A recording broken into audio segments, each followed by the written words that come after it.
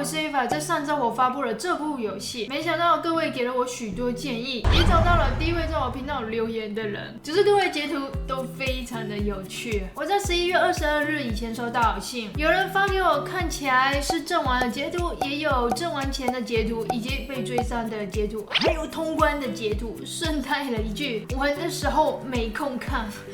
其中最有趣的是有这位3天不洗澡的粉丝，不对，他叫3天不洗澡。他说重看影片之后才发现要截图，截图时又按错键，幸好 BOSS 的名字还在，然后还祝我圣诞快乐。当然，我也提前祝你圣诞快乐。那我们来看他的截图，看得出来他是真的很努力的截图了，还连紧急拨号都出来了。也幸好这位 BOSS 没有被你的重新启动按钮挡住。接下来是这位 Joy T， 他很贴心的把 BOSS 名字打了2遍出来，还帮我找到了 bug。让我们来看看他的截图。看来第1名的名字看得出来，也感觉 bug 是因为受伤的回馈界面跟暂停界面重叠了。那我这次呢，应该是修复好了。再下一位呢是这位蝗虫根，他寄了3封信给我。第1封是他游玩的画面，可以看到他在即将截图时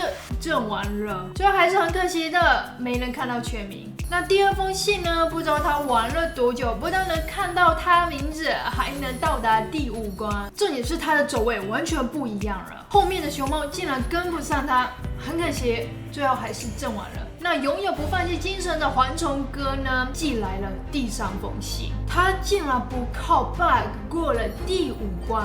可以看到他在第1关的时候完全找到了走路的技巧，利用着这技巧去吸引了一大批怪。后来呢，一直选择范围技能，并且避开把虎丸打倒。他在第1关刷到了833只怪之后，进入到了第2关，也就是把范围技能都点满了。让我们直接看到第5关，他的爱心很明显的速度变很快，范围技能的释放也都顶级了，可以明显看到熊猫在快追到他时就阵亡了，并且他的跑位全都避开了熊猫重生点。而在主要关头没有生命值的时候，他马上捡了经验值，把血量又补回来了。就这样透过精湛的走位以及卡位，最终过关了。那么谁是第1名呢？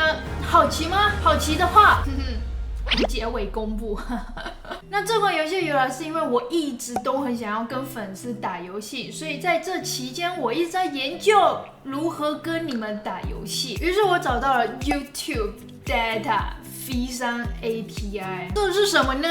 不知道，所以我问了 ChatGPT， 他说这个 API 可以让我上传视频。哇，使用 API 上传视频到影片不就很省事？总之我又问他，我能跟你们一起玩游戏吗？他说我可以，并且这个 API 还会提供留言数据，我只要在 Unity 中做出相对的反馈就可以了。于是我仿佛发现了新大陆，就决定来试试看，就有了突如其来的直播。在上周上，因为去了加拿大的我带了一些礼物想要送给你们，却一直在思考怎么抽的比较方便，也能制造有趣性，应该算有趣吧。总之经过私底下的测试以及 debug， 终于在直播当天能不出错的顺利进行了，礼物也寄到各位手里了。有些粉丝也很细心的发现我的某些影片有英文与日文的 CC 字幕，那我也是使用了 GPT-4 API 去帮我做翻译。我每次影片输出完毕，我就会有这个字幕档案，然后我把它装进 Discord 我的机器人助理，就会帮我翻译成我想要的语言。但因为我太懒了，目前就只有2种语言，而且后台数据就显示这2个地区的人还蛮多的。其实还能开发好多东西，但我不知道需求，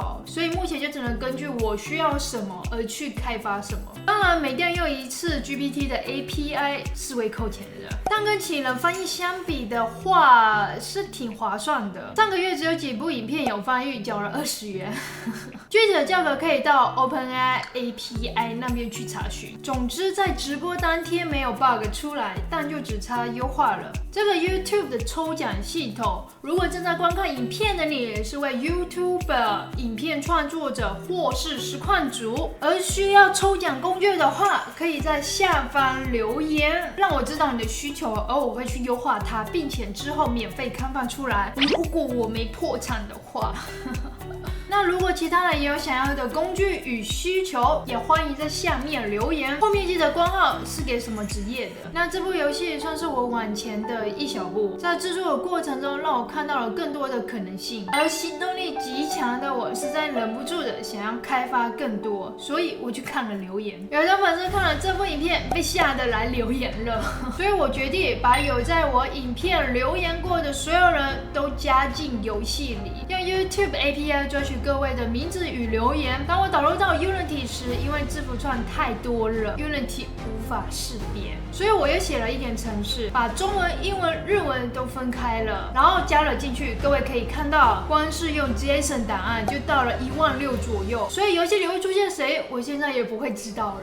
那因为加了日文，有出现正方形的，一律视为日文，请勿上升到 bug。然后有人说按了卡片之后，爱心的速度或是范围技能的范围都变少了，所以我看了一下程式码，对，会变小，因为我忘了在这里加上人加号。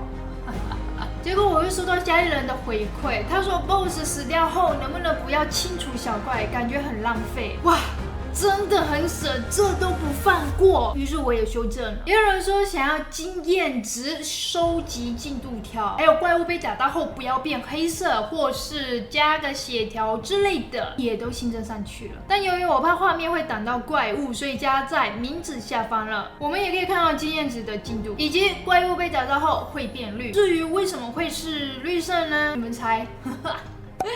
嘿嘿，然后我看到这位降神石跨主利用跳跃卡了 bug， 以及这位粉丝的回报，所以我把跳跃也拿走了。而这位 Mark 也可以放心玩了，感觉我的每一款游戏你们都不错过。然后我在 IG 收到一则讯息说，为了破第5关，浓到快睡着。于是我想了想，肯定是小怪的问题，所以我就把小怪的生成点生成到玩家附近。当我测试时，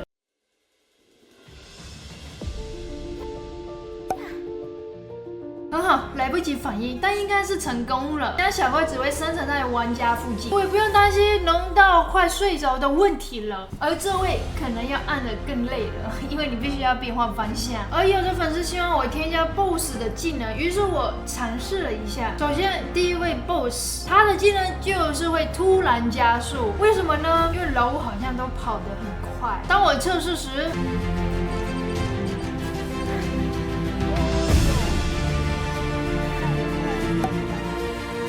第二位 BOSS 呢，我给他加了一把虚剑，因为上架嘛，就应该要配一把剑。那只要被这把剑砍到，玩家就会扣血。第三位 BOSS 呢，他会释放樱花技能，也就是说，当你站到他的范围里面，你就会一直不断的被扣血，所以 UI 就会一直闪。第四位 BOSS 结合了火丸以及怀特上架的技能，他不但可以突然的加速，还能变出一把剑。最重要的2位 BOSS 呢，他们都结合了前面的所有技能，所以你不但要远离他们，还要拿小怪去卡他们，不然很难破关的。其实我想不出技能了，如果对后面3位 BOSS 有想法的，也可以在下面留言。那这次的更新呢，就到这里了。上次的第1名呢，就是这位叫做 Chen Ives 的粉丝，他在11月17日下午7点37分寄来了这封信，很简洁明了的主题以及截图。恭喜你，提前祝你圣诞快乐！我也回信了，记得回我呀。也希望各位能喜欢这次的更新，以及各位如果有想要的功能，记得下面留言。我是 Eva， 记得订阅，按喜欢不喜欢，拜拜。